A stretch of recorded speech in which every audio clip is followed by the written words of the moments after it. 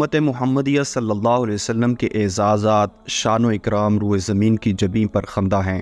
حضور صلی اللہ علیہ وسلم کی 63 سالہ محنت کے نتیجے میں جو بہترین جماعت تیار ہوئی، ان میں وہی اوصاف تھے جو پیغمبر علیہ السلام کے تعلیم دیے اور ترتیب دیے گئے تھے۔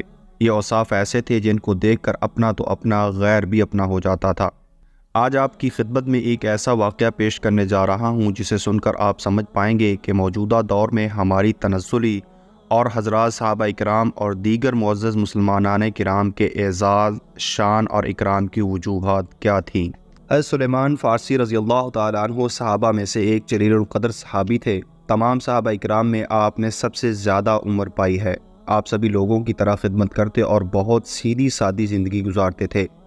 حضرت عمر رضی اللہ تعالیٰ عنہ نے اپنے دور حکومت کے زمانے میں ان کو شہر مدائن کا گورنر بنا دیا، لیکن حضرت سلیمان فارسی رضی اللہ تعالیٰ عنہ کی سادگی کی وجہ سے نئے لوگ انہیں دیکھ کر سمجھ ہی نہ پاتے تھے کہ یہ شہر مدائن کے گورنر ہیں، بلکہ ان کو ایک عام آدمی سمجھ کر ان سے خدمت بھی لے لیا کرتے تھے، اور حضرت سلیمان فارسی بھی گورنر ہونے کے باوجود بلا کسی شرم کے ان کی خدمت کر دیا کرتے تھے۔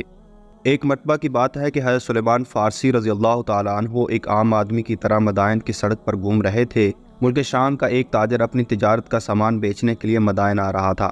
اس تاجر نے حضرت سلیمان فارسی کو دیکھ کر سمجھا کہ یہ کوئی مزدور ہے، اس لیے ان کو بلایا اور کہا میرا سامان اٹھا کر فلاں جگہ لے چلو۔ حضرت سلیمان فارسی رضی اللہ تعالیٰ عنہ بھی بغیر کسی شرم کے اس تاجر کا سامان اٹھا کر چل دیے۔ کچھ دیر چلنے کے بعد جب مدائن کے شہریوں نے حضرت سلیمان فارسی کو سامان اٹھائے ہوئے دیکھا تو اس شامی تاجر سے کہا، ارے یہ تو مدائن کے گورنر ہے اور تو ان سے بوجھ اٹھوا رہا ہے۔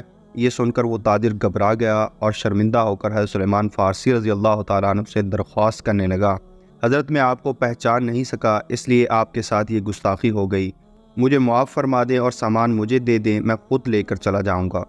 لیکن حضرت سلیمان فارسی رضی اللہ تعالیٰ عنہ اپنے سر سے سامان اتارنے کے لیے بالکل تیار نہ ہوئے، بلکہ فرمایا میں نے ایک نیکی کی نیت کر لی ہے، جب تک وہ پوری نہ ہوگی یہ سامان نہیں اتاروں گا۔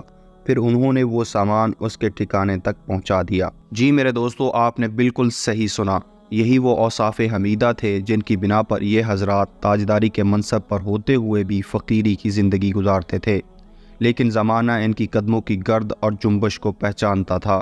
اللہ جل شانہ کے اعزاز و اکرام ان پر نازل ہوتے تھے۔ اللہ جل شانہ ہمیں صحابہ اکرام کی سیرت کو اپنانے کی توفیق عطا فرمائے۔